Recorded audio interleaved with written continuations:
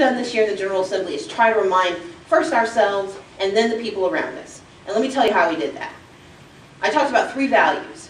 Economic security. We believe that people have a right to good jobs, which is why we are the party of unions.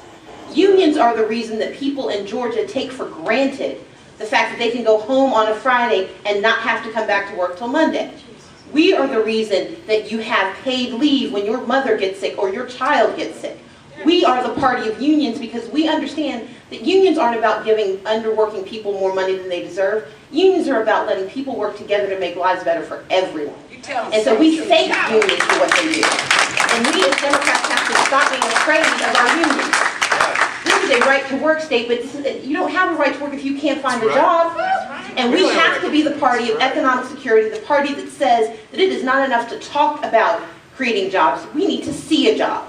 When you are a state with 10.2% unemployment, a tax cut that taxes the middle class is not economic security.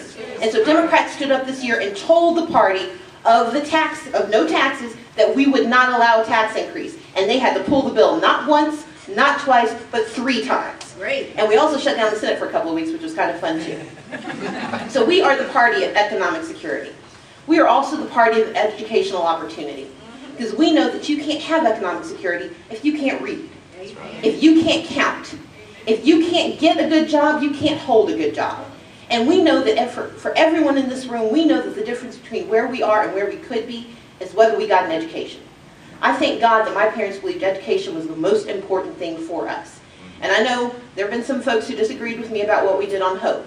But I'm going to tell you why we did what we did on Hope.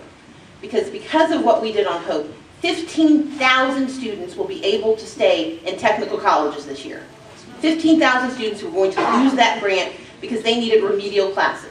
And what they count as remedial classes, if you have been on a job, if you've been in a manufacturing job for 15 years and you get laid off because Levi Strauss leaves, if you had to go back to a technical college, if you went to Wiregrass, you weren't going to be able to get the Hope grant to take the algebra class because you couldn't remember what you learned 15 years ago. That's what the Republicans were planning to do. They were going to say, no, you can't have that money. Because we worked with them, we got the money back. $13.9 million a year to keep our families in technical schools. We also got our families back into the proprietary schools, DeVry, ITT Tech. My mother was a college librarian, so I grew up with a certain snobbery about schools. But fundamentally, what my mom told us, because I called her when I was thinking about this, and she said, education is education. Whether you get it from a nonprofit or a for-profit, if you have it, it's yours, and they can't take it back. 5,000 of our families are served by proprietary schools. And if what we did was give them an opportunity to stay in DeVry, stay in ITT Tech, and get a good job and make a decent wage so that they can take care of their families, then it was worth it. But more than that, we got money put into a low-interest loan program. Because as we have discovered, a lot of our families get Hope the first year and then Hope disappears. And when Hope disappears, you usually have to leave school. But for the first time in Georgia's history, we will have a $10 million low-interest loan program, 1% interest, for any student, not just Hope Scholars, but for any student, access to $10 million to pay for education. And on top of that, because we sat at the table and had conversations, because we believe in economic and educational opportunity, we were also able to get the governor to agree to restore daycare, to put the money back and to make certain that our kids, 4-year-olds, weren't becoming latchkey kids at 2 o'clock in the afternoon. So we worked this year on economic security, and we worked on educational opportunity.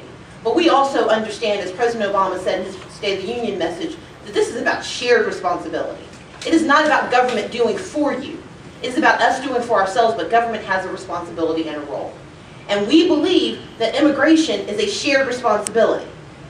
Folks don't come here because we put out a welcome mat. They come here because we tell them we've got jobs. They come here because we've gone to their countries and done a few things we should be ashamed of.